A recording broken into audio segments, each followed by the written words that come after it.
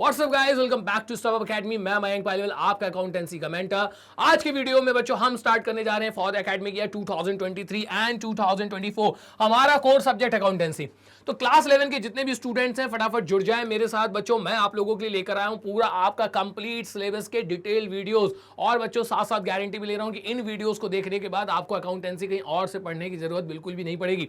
तो आज के बच्चों इस वीडियो में हम कवर करने वाले हैं चैप्टर नंबर 1, और चैप्टर नंबर 1 है हमारा इंट्रोडक्शन टू अकाउंटिंग। तो समझ लेते हैं बच्चों इस चैप्टर के अंदर हमें क्या क्या पढ़ना है। तो लेक्चर 1 के अंदर हम देखेंगे, सबसे पहले मैं आप लोगों के लिए लेकर आया हूं बच्चों डेफिनेशन।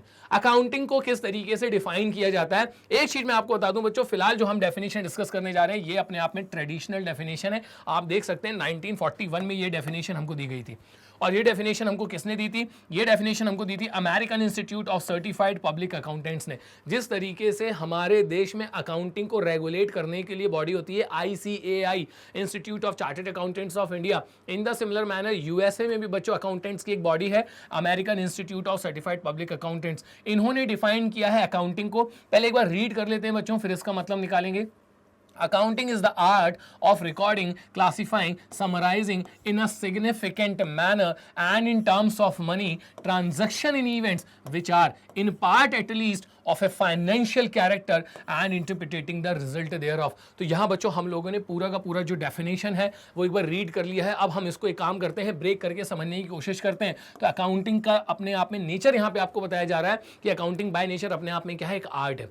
आर्ट क्या होती है बच्चा? कला। जितना ज़्यादा आप उसको प्रैक्टिस करते चले जाओगे आपकी कला उतनी निखरते चली जाती है। बिल्कुल इसी तरीके से जितनी ज़्यादा आप अकाउंटिंग की प्रैक्टिस करते चले जाओगे आपका सब्जेक्ट पे जो कमांड है ना वो भी इंक्रीज होते चले जाता है। खैर इस बात को साइड में रखते हैं। तो अकाउंटिंग अपने आप में क्या एक आर्ट है।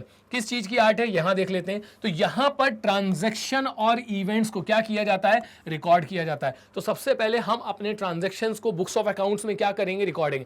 तो अकाउंटिंग एक आर्ट है जिसमें ट्रांजेक्शन और इवेंट्स को सबसे पहले बुक्स ऑफ अकाउंट में क्या किया जाता है? रिकॉर्ड किया जाता है। उसके बाद बच्चों इनको क्लासिफाई किया जाता है। क्लासिफाई करने का मतलब यहां पे यह है कि एक जैसे नेचर वाले ट्रांजैक्शंस को एक जगह इकट्ठा कर लिया जाता है, इसे बोला जाता है क्लासिफिकेशन। ट्रांजैक्शंस को क्लासिफाई करने के बाद हम उन्हें समराइज करते हैं। समराइज करने का मतलब होता है कि अब हम उसको कुछ इस तरीके से प्रेजेंट करेंगे कि किसी भी व्यक्ति को हमारी कंपनी से रिलेटेड या हमारी फर्म से रिलेटेड कोई भी जानकारी बड़ी आसानी से मिल जाए, या कोई भी अकाउंटिंग इंफॉर्मेशन बड़ी आसानी से मिल जाए। तो बच्चों वापस से स्टार्ट कर रहा हूं मैं। तो अकाउंटिंग अपने आप में क्या है? एक आर्ट है जिसमें ट्रांजैक्शन और इवेंट्स को क्या किया जाता है? रिकॉर्ड किया जाता है। उसके बाद क्लासिफाई किया जाता है, उसके बाद समराइज किया जाता है। कैसे किया जाता है? In a significant manner. In a significant manner का मतलब होता है इन अ प्रॉपर मैनर। ऐसा नहीं कि कहीं से भी कुछ भी स्टार्ट कर दिया जाएगा। In a significant manner and in terms of money. और जो कुछ भी आप करेंगे सारी के सारी मॉनेटरी टर्म्स में रिकॉर्ड किया जाएगा, क्लासिफाई किया जाएगा और समराइज किया जाएगा।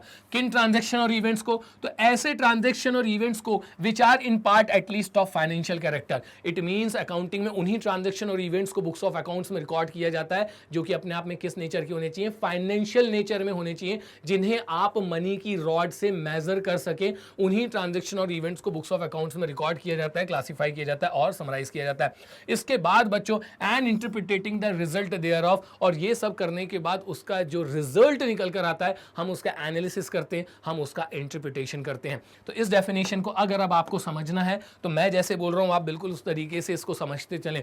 अकाउंटिंग अपने आप में एक आर्ट है जिसमें ट्रांजैक्शन और इवेंट्स को सबसे पहले बुक्स ऑफ अकाउंट्स में रिकॉर्ड किया जाता है, फिर क्लासिफाई किया जाता है, फिर इन्हें समराइज किया जाता है सो दैट आप इन्हें आसानी से समझ सके। किन ट्रांजैक्शन और इवेंट्स को? उन्हीं ट्रांजैक्शन और इवेंट्स को जो कि अपने आप में किस नेचर के होने चाहिए? फाइनेंशियल नेचर के होने चाहिए।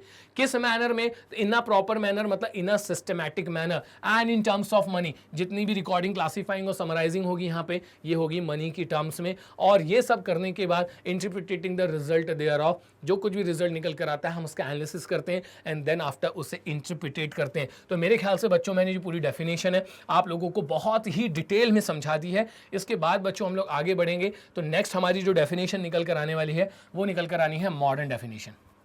तो देख सकते हैं वो 1941 के बाद अगली डेफिनेशन जो हमें दी गई, जिसे मॉडर्न डेफिनेशन की संज्ञा दी गई है, ये हमें दी गई थी 1966 में। और वहाँ की एक और बॉडी है बच्चों, अमेरिकन अकाउंटिंग एसोसिएशन, उन लोगों ने इस डेफिनेशन को बनाया है। ये डेफिनेशन में हमसे बोल रहे हैं, तो यहाँ पर भी हम पहले इसको रीड कर लेते हैं।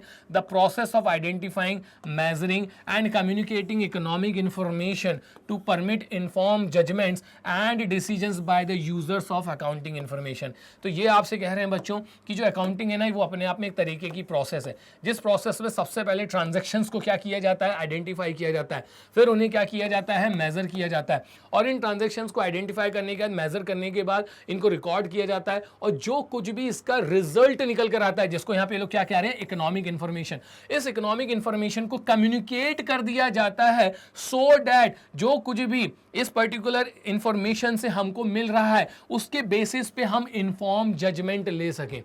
तो ये डेफिनेशन आपसे क्या कह रही है कि अकाउंटिंग अपने आप में एक प्रोसेस है, जिसमें हम ट्रांजैक्शंस को क्या करते हैं, आइडेंटिफाई करते हैं, मेजर करते हैं, उसके रिजल्ट को कम्युनिकेट करते हैं, सो डैट उसके जितने भी यूजर्स होते हैं ना उस अकाउंटिंग इंफॉर्मेशन के, वो उससे इन्फॉर्म जजमेंट ले सकें या फिर इकोनॉमिक डिसीजंस ले सकें। तो ये डेफिनेशन जो है बच्चों, ये मॉडर्न डेफिनेशन की कैटेगरी में आती है। हमने दोनों ही डेफिनेशन को समझ लिया है, ट्रेडिशनल डेफिनेशन और मॉडर्न डेफिनेशन। आगे चलते हैं बच्चों, अब हम सीधे आते हैं कैरेक्टरिस्टिक्स पे। कैरेक्टरिस्टिक्स की अगर हम बात करें तो यहां पे आप देख सकते हैं एक तरीके से आपने अकाउंटिंग के अंदर क्या क्या खासियत है, वो सारी की सारी लिस्ट यहां पे आपकी तैयार हो चुकी है कि हम अकाउंटिंग में सबसे पहले ट्रांजैक्शंस को आइडेंटिफाई करते हैं। आइडेंटिफाई करने के बाद हम उनको मनी की रॉड से मेजर करते हैं, मतलब उसकी जो वैल्यू होती है ना, उसका मेजरमेंट किया जाता है। देन आफ्टर उसे रिकॉर्ड करेंगे, फिर हम उसको क्लासिफाई करेंगे, समराइज करेंगे, एनालाइज करेंगे, इंटरप्रिटेट करेंगे, एंड देन आफ्टर लास्ट में हम उससे कम्युनिकेट कर देंगे। लेकिन इन सारी चीज़ों को इतनी आसानी से नहीं छोड़ेंगे बच्चों, एक एक करके अब हम इसको यहाँ पे बहुत ही डिटेल में समझने वाले। तो कैरेक्टरिस्टिक्स में सबसे पहला हमारा कैरेक्टरिस्टिक क्या था, identifying the transaction in events. तो वहां बिना देखे ही पहले मैं बच्चों आप लोगों को समझा देता हूं, आपका अकाउंटिंग करते वक्त सबसे पहला स्टेप जो होता है वो ये होता है कि आप ट्रांजैक्शंस को आइडेंटिफाई करिए कि वो ट्रांजैक्शन बुक्स ऑफ अकाउंट्स में रिकॉर्ड होंगे कि नहीं होंगे। सारे लेन देन बुक्स ऑफ अकाउंट्स में रिकॉर्ड नहीं किए जाते। Only those transaction and events are recorded in the books of accounts which can be measured in terms of money. हम उन्हीं ट्रांजैक्शन और इवेंट्स, उन्हीं लेन देन को बुक्स ऑफ अकाउंट्स में रिकॉर्ड कर सकते हैं जिनकी कोई मॉनेटरी वैल्यू होती है। अगर ट्रांजैक्शन की मॉनेटरी वैल्यू नहीं है तो आप उसको बुक्स ऑफ अकाउंट में रिकॉर्ड नहीं कर सकते। मैं अपने दोस्त को बहुत पसंद करता हूं, मैं अपने दोस्त को बहुत प्यार करता हूं, हमारे बीच में इमोशंस एक्सचेंज होते हैं, फीलिंग्स एक्सचेंज होती हैं, लेकिन भैया इसकी कोई मॉनेटरी वैल्यू नहीं होती है। हम अपने माँ बाप से बहुत प्यार करते हैं, इमोशंस एक्सचेंज होते हैं, फीलिंग्स एक्सचेंज होती हैं, लेकिन भाई इसकी कोई मॉनेटरी वैल्यू नहीं होती है। तो इस तरीके के लेन देन बुक्स ऑफ अकाउंट्स में रिकॉर्ड नहीं किए जा सकते। प्यार, मोहब्बत, धोखा, देशभक्ति, इन सब को आप बुक्स ऑफ अकाउंट्स में रिकॉर्ड नहीं कर सकते क्योंकि इनकी मॉनेटरी वैल्यू नहीं होती है। तो only those transaction in events are recorded in the books of accounts जिनकी क्या होती है, मॉनेटरी वैल्यू होती है। तो हम सबसे पहले स्टेप में क्या करेंगे, ट्रांजैक्शंस को आइडेंटिफाई करेंगे कि वो बुक्स ऑफ अकाउंट्स में रिकॉर्ड होंगे कि नहीं होंगे। सिर्फ वही ट्रांजैक्शंस रिकॉर्ड होंगे जिनकी अपने आप में क्या होती है, मॉनेटरी वैल्यू होती है। एकदम क्लियर। अगला बच्चों जो यहाँ पे आपका कैरेक्टरिस्टिक्स होता है कि एक बार आपने डिसाइड कर लिया कि किन ट्रांजैक्शंस को रिकॉर्ड करना है, अब उसको मनी की रॉड से मेजर किया जाएगा कि उस ट्रांजैक्शन की वैल्यू कितनी है। मैंने गुड्स खरीदे, ये ट्रांजैक्शन रिकॉर्ड होगा। अब उसकी वैल्यू कितनी है, तो से 10,000। इसी को बोला जाता है measuring the identified transaction in events. Financial transaction and events are measured in terms of money. तो जिन ट्रांजैक्शंस को आप बुक्स ऑफ अकाउंट्स में रिकॉर्ड करने जा रहे हो उनकी कितनी मॉनेटरी वैल्यू बच्चों, ये यहाँ पर हम लोग अगले स्टेप में देखेंगे। उसके बाद हमारा अगला कैरेक्टरिस्टिक निकल कर आता है रिकॉर्डिंग। अब आपने यहाँ पे ट्रांजैक्शंस को क्या कर लिया है, सर हमने ट्रांजैक्शंस को आइडेंटिफाई भी कर लिया है, मेजर भी कर लिया है। अब हम इन्हें अपनी बुक्स ऑफ अकाउंट्स में जगह देंगे जिसे बोला जाता है रिकॉर्डिंग। तो recording is the process of recording business transaction of financial character, that is transaction matters in terms of money in the books of original entry, that is journal। आ रही बात समझ में। तो अब आप रिकॉर्डिंग करेंगे। अगला कैरेक्टरिस्टिक जो है हमारा, हम अपने बिजनेस ट्रांजैक्शन, ऐसे बिजनेस ट्रांजैक्शन जो कि फाइनेंशियल कैरेक्टर के होते हैं, जिनको हम मनी की रॉड से क्या कर सकते हैं, मेजर कर सकते हैं, हम इन्हें अपनी बुक्स ऑफ ओरिजिनल एंट्री में रिकॉर्ड करने जाएंगे और इसे बोला जाता है जर्नल। मतलब जिस बुक में आप अपने ट्रांजैक्शंस को रिकॉर्ड करेंगे बच्चों, उस बुक को बोला जाता है journal.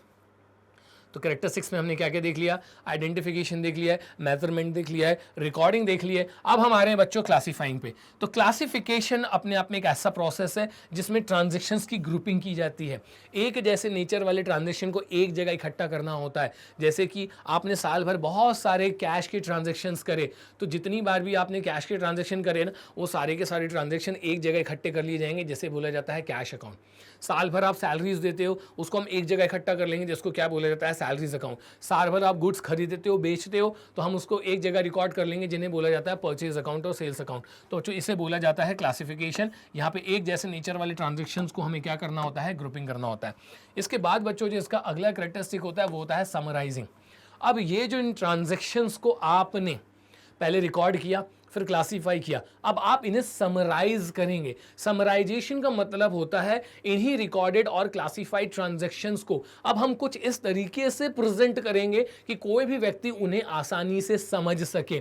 This involves presenting the classified data in a manner which is understandable and useful for internal as well as external users of financial statements. तो समराइजिंग की प्रोसेस में अब हम इन्हीं क्लासिफाइड जो आपकी ट्रांजैक्शंस है, या फिर बोलना चाहिए ये जो आपकी क्लासिफाइड इन्फॉर्मेशन है, उसको कुछ इस तरीके से प्रेजेंट करेंगे कि ये हमारे इंटरनल और एक्सटर्नल यूजर्स जो होते हैं हमारी अकाउंटिंग इन्फॉर्मेशन के, उनको ये चीज़ आसानी से समझ में आ सके। तो ट्रांजैक्शंस रिकॉर्ड हो चुके हैं, क्लासीफाई हो चुके हैं, इसके अलावा समराइज भी हो चुके हैं बच्चों। अब इनका किया जाएगा एनालिसिस और interpretation. Analysis and interpretation of the financial data are carried out so that the users of financial data can make a meaningful judgement of the profitability and financial position of the business. तो बच्चों इस characteristics से हमें यह पता चलता है कि जैसे ही आपके फाइनेंशियल स्टेटमेंट्स तैयार हो जाएंगे, अब उनका एनालिसिस और इंटरप्रिटेशन किया जाएगा, और उसका एनालिसिस और इंटरप्रिटेशन के बेसिस पे ही आप इन्फॉर्म डिसीजंस लेंगे, आप इकोनॉमिक डिसीजंस लेंगे। जैसे सपोज अगर आप मैनेजमेंट हैं तो आप उसके बेसिस पे क्या करेंगे, अपने आगे की प्लान्स एंड पॉलिसीज बनाएंगे। अगर आपने पिछले साल कुछ प्लान्स एंड पॉलिसीज बनाए थे जिसमें इस साल डेफिशिएंसी है, तो इन डेफिशिएंसीज को कैसे दूर किया जाएगा, इस तरीके के डिसीजंस यहां पर आप लोग लेंगे with the help of accounting information. और बच्चों लास्ट में हमारे पास जो स्टेप है आप उसको कह सकते हैं कम्युनिकेटिंग। तो आपकी फाइनेंशियल इंफॉर्मेशन में बहुत सारी पार्टीज को इंटरेस्ट रहता है, आपकी अकाउंटिंग इंफॉर्मेशन में बहुत सारे यूजर्स को इंटरेस्ट होता है। ये इंफॉर्मेशन उन लोगों तक पहुंचाया जाएगा सो डेट वो भी इन्फॉर्म्ड और इकोनॉमिक डिसीजंस ले सकें। तो यहाँ बच्चों हम लोगों ने कवर कर लिया है अपने कैरेक्टरिस्टिक्स, डेफिनेशन। आगे बढ़ के अब हम लोग आते हैं कि भाई अकाउंटिंग के ऑब्जेक्टिव्स क्या क्या हैं। तो ऑब्जेक्टिव्स में अगर हम देखें तो मतलब किस पर्पस के साथ ये अकाउंटिंग की जाती है। तो अकाउंटिंग करने के पीछे मेन पर्पस क्या है कि भाई हम जितने भी ट्रांजैक्शंस कर रहे हैं उनका क्या करें, एक प्रॉपर रिकॉर्ड मेंटेन करें। फिर हमको ये पता चल जाता है अकाउंटिंग करने से कि हमने साल भर में क्या कमाया है, क्या खोया है। इसके अलावा हमें ये पता चल जाएगा कि हमारी फर्म की फाइनेंशियल पोजीशन क्या है, at the end of the year हमारे एसेट्स और लायबिलिटीज का क्या स्टेटस है। इसके अलावा बच्चों यहाँ पर जितनी भी आप अकाउंटिंग करते हो ये आपके बिजनेस के मैनेजमेंट को फैसिलिटेट करते हैं, क्योंकि आपके मैनेजमेंट को जो कुछ भी डिसीजंस लेने होते हैं ना, वो सारे के सारे डिसीजन इन अकाउंटिंग इंफॉर्मेशन के बेसिस पे ही लिए जाते हैं। इसके अलावा providing accounting information to users, जो और भी लोग हैं आपके बिजनेस से जुड़े हुए, उनको आपके बिजनेस की से जुड़ी हुई जो भी जरूरी जानकारियां चाहिए वो सारी की सारी जानकारियां आप उनको किस तरीके से अवेलेबल करा देते हैं, अकाउंटिंग इंफॉर्मेशन के तरीके से। नेक्स्ट है हमारे पास प्रोटेक्टिंग बिजनेस एसेट्स। बिजनेस के पास जितनी भी प्रॉपर्टीज हैं अगर आप उनका प्रॉपर रिकॉर्ड मेंटेन नहीं करोगे तो आप उनको संभालोगे कैसे। तो ये सारे ऑब्जेक्टिव्स के साथ जो है बच्चों हम यहाँ पर अकाउंटिंग करते हैं, एक एक करके डिटेल में समझेंगे। हम सबसे पहला हमारा maintaining accounting records. The objective of accounting is to record financial transaction and events of the organization in the books of account in a systematic manner following the principles of accounting। तो सबसे पहले हम लोग हमारे जितने भी transaction और events हैं उन्हें अपने बुक्स ऑफ अकाउंट्स में रिकॉर्ड करेंगे इन अ प्रॉपर मैनर, एक सिस्टमैटिक तरीके से। तो आपके पास क्या होगा, आपके जितने भी ट्रांजैक्शन और इवेंट्स उनका एक सिस्टमैटिक रिकॉर्ड तैयार हो जाएगा कि भैया किस डेट पे कौन सा ट्रांजैक्शन हुआ है, किस डेट पे किस ट्रांजैक्शन की हैपनिंग हो रही है। तो जैसे ही आपका अकाउंटिंग रिकॉर्ड तैयार हो जाएगा उसके बेसिस पे अब आप ये पता लगाएंगे कि हमको साल भर में क्या प्रॉफिट हुआ है, क्या लॉस हुआ है। Another objective of accounting is to determine whether during the accounting period the firm has earn profit और हैज इनकर्ड लॉस। तो ये जो आपके यहाँ पे अकाउंटिंग रिकॉर्ड्स थे ना, इन्हीं की मदद से अब आप ये पता लगाने की कोशिश करेंगे कि हमें प्रॉफिट हुआ है कि लॉस, साल भर में हमने क्या कमाया है और क्या खोया है। अगला आपका जो ऑब्जेक्टिव निकल कर आता है बच्चों, वो निकल कर आता है डिटरमाइनिंग द फाइनेंशियल पोजीशन। तो with the help of accounting हम किसी भी फर्म की फाइनेंशियल पोजीशन को एसेस कर सकते हैं। Another objective of accounting is to determine financial position. It is know from the balance sheet which shows the value of assets on one side and the liabilities on the other side। एक और objective जो हमारा होता है यहाँ पर accounting करने का, वो होता है to know the financial position of the business. तो ये हमें पता चलता है बच्चों बैलेंस शीट में, जिसमें एक हिस्से में आपको बताया जाता है बिजनेस के पास कौन कौन से एसेट्स हैं और एक हिस्से में आपको बताया जाता है बिजनेस के ऊपर कौन कौन सी लाइबिलिटीज़ हैं। ये सब करने के बाद बच्चों अगला हमारा ऑब्जेक्टिव जो होता है वो होता है फैसिलिटेटिंग मैनेजमेंट। तो मैं आपको पहले भी बता चुका हूँ कि मैनेजमेंट जितने भी डिसीजंस लेता है वो अकाउंटिंग इन्फॉर्मेशन के बेसिस पे लेता है, तो इसलिए भी अकाउंटिंग की जाती है। The management often requires financial information. Management को डिसीजन मेकिंग के लिए ना बहुत सारी फाइनेंशियल इन्फॉर्मेशन की ज़रूरत होती है, और ये सारी की सारी फाइनेंशियल इन्फॉर्मेशन हमको कहाँ से मिलती है? अकाउंटिंग से मिलती है। और इसी फाइनेंशियल इन्फॉर्मेशन की बेसिस पे जो मैनेजमेंट होता है वो कंट्रोल करता है बिजनेस को, उसके लिए बजटिंग तैयार करता है और उसके लिए फोरकास्टिंग तैयार करता है। फोरकास्टिंग मतलब आगे का देखना कि फ़िलहाल हमें आगे जाके हम कहाँ कहाँ पहुँच सकते हैं। इसके अलावा बच्चों और ऑब्जेक्टिव्स की कुछ मैं बात कर लेता हूँ। तो यहाँ पर हमारा अगला ऑब्जेक्टिव आ जाता है providing accounting information to the users. ऐसे बहुत सारी पार्टीज़ होती हैं जो कि आपके बिज़नेस से जुड़ी हुई होती हैं, जैसे कि आपके सप्लायर्स जिन्हें बोला जाता है क्रेडिटर्स, आपके लेंडर्स जो कि आपको लॉन्ग टर्म के लिए जो है फाइनेंशियली आपकी हेल्प करते हैं, या फिर ऐसा बोलना चाहिए लॉन्ग टर्म के लिए आपको फंड्स अवेलेबल कराते हैं। इसके अलावा बच्चों आपके जो एम्प्लॉयज़ होते हैं, इसके अलावा गवर्नमेंट हो गई, टैक्सेशन अथॉरिटीज़ हो गई, इन सबको भी आपके बिजनेस से जुड़ी हुई इन्फॉर्मेशन चाहिए होती है। तो अकाउंटिंग की मदद से हम रिकॉर्ड्स तैयार करते हैं और ये रिकॉर्ड्स हम इन्हें देते हैं in the form of accounting information, so that ये सारी की सारी पार्टीज़ जो हैं वो अपनी ज़रूरत के हिसाब से इन्फॉर्मेशन इन अकाउंटिंग रिकॉर्ड में से ले लेती हैं। Another objective of accounting is to provide accounting information to users both internal and external who analysis them according to requirements. तो यहाँ पर एक ऑब्जेक्टिव और है हमारे पास कि जितने भी हमारी अकाउंटिंग इन्फॉर्मेशन के यूजर्स होते हैं उन तक हम ये सारी की सारी इन्फॉर्मेशन पहुँचाते हैं, सो डैट ये उसके बेसिस पे इन्फॉर्म जजमेंट ले सकें। इसके अलावा बच्चों हमारा जो लास्ट ऑब्जेक्टिव है यहाँ पे वो है protecting business assets. Another objective of accounting is to maintain record of assets owned by the business। तो हम अकाउंटिंग की मदद से हमारे पास जितने भी एसेट्स होते हैं उनका एक रिकॉर्ड तैयार करते हैं। अब एक चीज़ मुझे आप बताओ, प्रॉपर अगर आप रिकॉर्ड मेंटेन नहीं करोगे तो आप अपने एसेट्स को भी प्रोटेक्ट नहीं कर पाओगे। तो अकाउंटिंग की मदद से हम अपने एसेट्स को क्या करते हैं? प्रोटेक्ट कर लेते हैं, क्योंकि उसका हमारे पास एक प्रॉपर रिकॉर्ड होता है जिसके बेसिस पे मैनेजमेंट इन सारे एसेट्स पे क्या करता है? एक प्रॉपर कंट्रोल भी रखता है। तो यहाँ बच्चों हमने ऑब्जेक्टिव्स कवर कर लिए। अब बस हम इसके एडवांटेजेस और लिमिटेशंस और जल्दी से डिस्कस कर लेते हैं। इसके बाद हमारा जो अगला टॉपिक है वो बच्चों हम अगले वीडियो में डिस्कस करने वाले हैं। तो अगर मैं बात करूं एडवांटेजेस की, तो भाई फायदे की बात कर लें कि अकाउंटिंग करने से हमें कौन कौन से फायदे होते हैं। तो सबसे पहला, financial information about the business, financial performance during the accounting period, that is profit earned और लॉस इनकर्ड।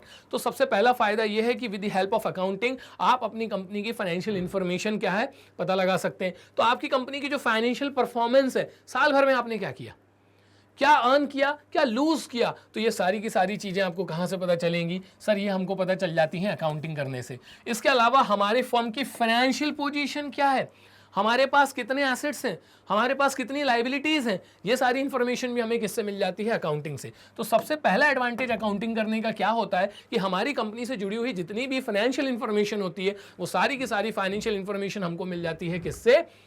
अकाउंटिंग करने से।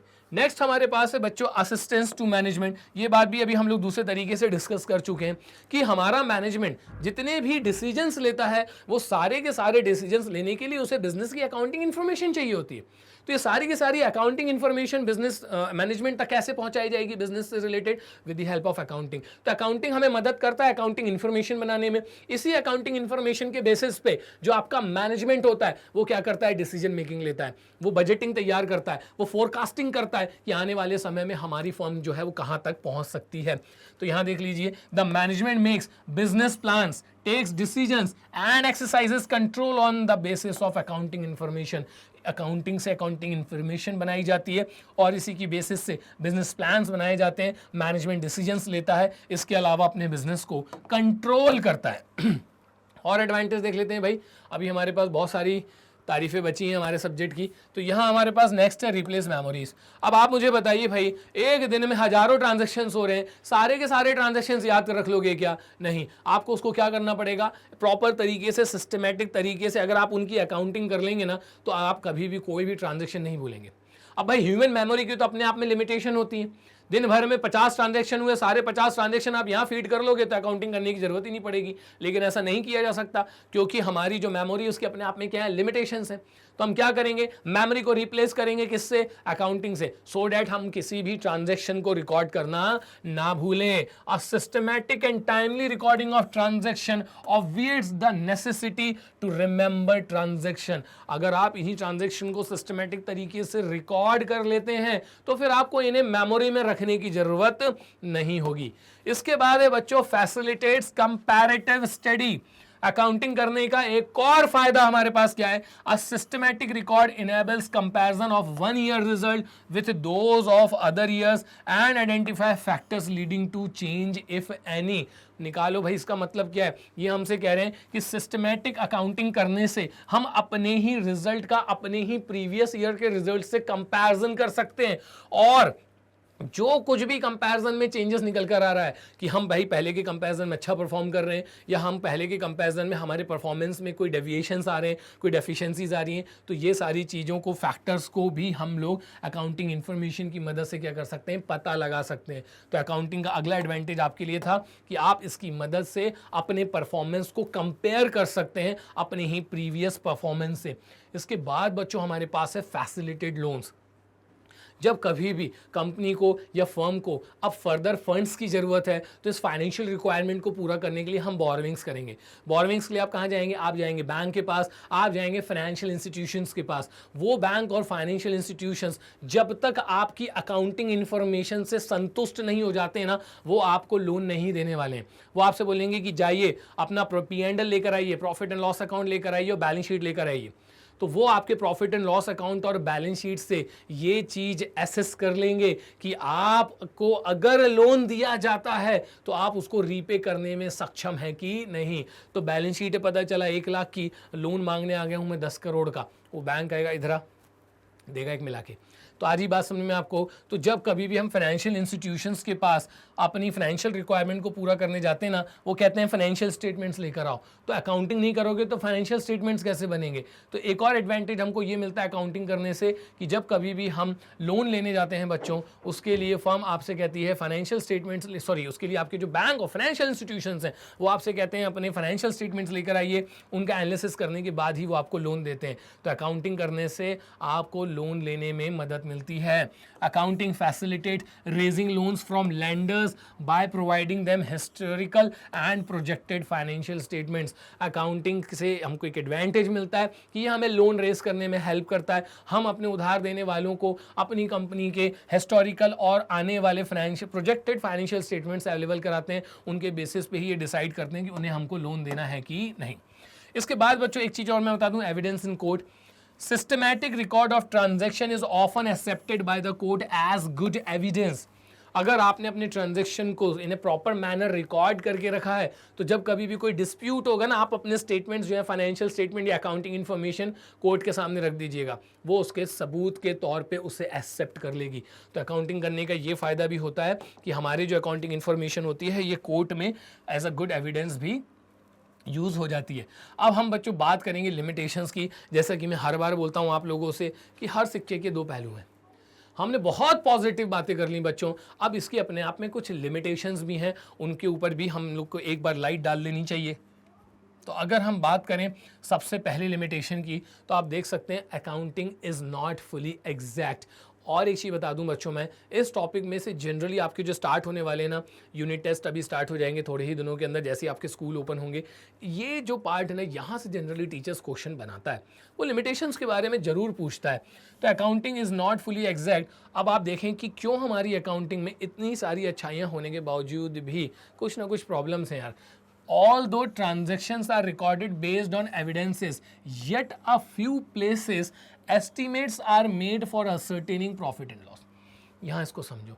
ऑल्दो आपने जितने भी ट्रांजेक्शन्स रिकॉर्ड करे होते हैं ये सब एविडेंस के बेसिस पे ही रिकॉर्ड किए होते हैं, लेकिन कई बार अकाउंटेंसी में अकाउंटिंग करते वक्त आपको कुछ एस्टिमेशंस लेने पड़ते हैं, जस्ट लाइक डेप्रीशिएशन। आपका एसेट कितना डिप्रिशिएट होगा इसका एस्टिमेशन लिया जाता है बच्चों, ठीक है। तो इन एस्टिमेशंस के चक्कर में आपका जो अकाउंटिंग रिजल्ट्स हैं वो बिल्कुल एग्जैक्ट निकल कर आएंगे, ऐसा जरूरी नहीं है। For example estimating the useful life of an asset. एक कोई एसेट है वो कितने दिन तक चलेगा भाई, ये तो एस्टिमेशन है, और अगर आपने जितना एस्टिमेट किया था वो उतने दिन नहीं चला तो फिर भाई आपकी अकाउंटिंग तो गड़बड़ हो जाएगी। Providing for doubtful debts, net realisable value of closing stock, जो अनसोल्ड स्टॉक आपके पास पड़ा हुआ है उसकी कितनी वैल्यू है ये आपको एस्टिमेट करनी पड़ती है। अगर उसकी उतनी वैल्यू नहीं है तो आपके अकाउंटिंग इन्फॉर्मेशन आपको सही रिजल्ट नहीं दे रही है। तो सबसे पहला ड्रॉबैक जो है हमारे पास वो यही है कि अकाउंटिंग अपने आप में फुली एग्जैक्ट नहीं है। अगला बच्चों यहां पे ये निकल कर आता है unrealistic information. Assets are recorded in the books of accounts at historical cost and depreciated over their estimated useful life. The fact that the assets are recorded at historical cost, as a result current values are not shown, also their useful life is estimated to provide depreciation, it makes the information unrealistic. पूरा read कर दिया ना, अब मैं आपको समझाता हूँ। ये आपसे ये कहना चाह रहे हैं कि हमारे बुक्स ऑफ अकाउंट में जितने भी एसेट्स रिकॉर्ड किए जाते हैं उनको रिकॉर्ड करने का तरीका क्या है, आपने उनको कितने में खरीदा। तो सपोज मैंने कोई एसेट परचेज किया था 1 लाख रुपीज़ में, एक साल में मैंने उसको कितना डेप्रिशिएट कर दिया 10,000। तो ये जो आपका डेप्रिशिएशन है ना ये एस्टिमेटेड होता है बच्चों। तो इसके अकॉर्डिंग मेरे एसेट की वैल्यू कितनी दिख रही होगी 90,000, लेकिन ये मेरे एस्टिमेशंस के अकॉर्डिंग है कि हमारी एसेट की वैल्यू 90,000। इसकी जो एक्चुअल में वैल्यू चल रही होगी जिसे रियलाइजेबल वैल्यू बोला जाता है ये 90,000 ही होगी, ऐसा जरूरी नहीं है। तो आप देख सकते हैं कि इतना प्रॉपर मैनर के साथ भी ट्रांजैक्शंस को रिकॉर्ड करने के बावजूद भी ये हमें इनकी रियलाइजेबल वैल्यू या फिर करंट वैल्यू शो करने में सक्षम नहीं हो पाते हैं। इसलिए बच्चों हमारे पास जो कुछ भी इंफॉर्मेशन होती है कई बार वो कुछ हद तक अनरियलिस्टिक होती है। यहाँ पे हम देखेंगे accounting ignores the qualitative elements. ये भी एक बहुत बड़ी समस्या है अकाउंटिंग के साथ। Accounting is confined to monetary matters only, therefore qualitative elements like quality and skills of management, quality और skills of management and staff, industrial relation, public relation, इन सबको बच्चों को इग्नोर कर दिया जाता है। तो जैसा हमने देखा था ना अभी अपने स्टार्ट किया था कैरेक्टरिस्टिक्स, या डेफिनेशन पे आप चले जाइए ट्रेडिशनल वाली, वहाँ मैंने आपको क्या बताया था, transaction and events which are at least part of a financial character. मतलब आप उन्हीं ट्रांजेक्शन्स को रिकॉर्ड कर सकते हैं जिनकी कोई मॉनेटरी वैल्यू होती है। यहाँ पे भी यही कह रहे हैं कि अकाउंटिंग ना कन्फाइंड है, ये बेचारा बंधा हुआ है, ये सिर्फ ना मनी मैटर्स में ही डील करता है। हमारे फर्म के जो क्वालिटेटिव एस्पेक्ट्स होते हैं ना उन पे ये डिस्कस नहीं करता। जैसे कि भाई हमारी ऑर्गेनाइजेशन का जो मैनेजमेंट है वो कितना स्किलफुल है, हमारा स्टाफ कितना स्किलफुल है, हमारी इंडस्ट्रियल और पब्लिक रिलेशनशिप कैसी है, ये सारी चीज़ें अकाउंटिंग इन्फॉर्मेशन से आपको पता नहीं चलेंगी। तो ये भी हमारे लिए ड्रॉबैक बन जाता है बच्चों। इसके अलावा आप देखोगे accounting ignores the effect of price level changes. ये भी एक बहुत बड़ी समस्या है। आज का 100 रुपये और कल का 100 रुपये कभी बराबर नहीं होता। इसकी परचेजिंग पावर हमेशा क्या होते चली जाती है, चेंज होते चली जाती है। लेकिन अकाउंटिंग के लिए आज से 10 साल पहले भी 100 रुपये वही थे, आज भी 100 रुपये वही हैं। लेकिन इनका जो बच्चों प्राइस लेवल है ना वो प्राइस लेवल के अंदर ज़मीन आसमान का अंतर आ चुका है। लेकिन ये चीज़ इसको क्या कर देगा अकाउंटिंग, ये इसको इग्नोर कर देगा। तो ये भी हमारे लिए क्या बन जाता है, ड्रॉबैक बन जाता है। Accounting statements are prepared at historical cost, money as a measurement unit changes in value frequently. आ रही ना बात समझ में। मैंने आज से 10 साल पहले कोई एसेट लिया था 10,000 रुपये का, तो क्या वो ही एसेट आज 10,000 रुपये में आ जाएगा, क्या नहीं आ पाएगा ना। इसी को बोला जाता है आपका चेंज इन प्राइस लेवल। तो हमारे साथ अकाउंटिंग में प्रॉब्लम ये है कि हम अपने ट्रांजैक्शंस जनरली हिस्टोरिकल कॉस्ट पे रिकॉर्ड कर रहे होते हैं। तो यहाँ पर आपके पास जो कुछ भी चीज़ें आप रिकॉर्ड करते हो वो हिस्टोरिकल कॉस्ट पे होती है, और मनी की जो आपकी वैल्यू होती है वो फ्रिक्वेंटली क्या होती चली जाती है, चेंज होती चली जाती है। It does not remain stable. Accounting however pre assume that value of money remain stable. Accounting करते वक्त हमारे साथ ये प्रॉब्लम है कि हम ये मान के चलते हैं कि हमारी जो रुपए की वैल्यू वो पहले भी उतनी थी और आज भी उतनी है। तो कहीं ना कहीं बच्चों आप लोग अपनी जो प्राइस लेवल में चेंजेस आ रहे हैं उसे इग्नोर कर देते हैं, तो इससे हमारे फाइनेंशियल रिजल्ट्स भी हमें एक्यूरेट पोजीशन नहीं बता पाते हैं। और नेक्स्ट हमारे पास है अकाउंटिंग में लीड टू विंडो ड्रेसिंग। तो यहाँ विंडो ड्रेसिंग का मतलब है लीपापोती। तो सर क्या अकाउंटिंग के अंदर भी लीपापोती हो जाती है? भाई बिल्कुल हो सकती है। लीपापोती का मतलब ही विंडो ड्रेसिंग है। यहाँ देखो, the term window dressing means manipulation of accounts. तो विंडो ड्रेसिंग का मतलब क्या है कि आप अपने बुक्स ऑफ अकाउंट्स के अंदर क्या करते हैं, मैनिपुलेशन कर देते हैं, छेड़छाड़ करते हैं in a way so as to conceal vital facts. क्यों करते हैं आप ये छेड़छाड़? ताकि ऐसी चीज़ें जो आप दिखाना नहीं चाहते हैं आप उन फैक्ट्स को क्या कर लें, छुपा लें। And present the financial statement to show a better position than what actually is. और ये छेड़छाड़ करने के पीछे आपका मेन उद्देश्य क्या है कि आपके जो फाइनेंशियल स्टेटमेंट्स हैं, आपका जो प्रॉफिट एंड लॉस अकाउंट है, आपका जो बैलेंस शीट है, वो आपकी फाइनेंशियल पोजीशन को ज़्यादा बेहतर शो करे, ऑल्दो आपकी फाइनेंशियल पोजीशन ठीक नहीं है। अब इस तरीके की अगर आप अकाउंटिंग के अंदर विंडो ड्रेसिंग करते हैं तो उससे क्या होगा? In this situation income statement that is profit and loss account does not show correct profit and loss. अब इस सिचुएशन में ये होगा कि आपका जो प्रॉफिट एंड लॉस अकाउंट है वो सही प्रॉफिट एंड लॉस शो नहीं करेगा, and the balance sheet does not provide a true and fair view of the financial position of the business. और जो आपकी बैलेंस शीट है वो भी आपके करेक्ट एसेट्स और लायबिलिटीज के स्टेटस को शो नहीं करेगी। तो यहां बच्चों हम लोगों ने आज chapter number 1 introduction to accounting का इंट्रोडक्शन पार्ट कवर कर लिया है। बच्चों हमारे चैनल स्टेप अप एकेडमी को लाइक करना और शेयर करना, सब्सक्राइब करना बिल्कुल भी ना भूलें। मिलते हैं बच्चों इसी चैप्टर के नेक्स्ट वीडियो में। जय हिंद।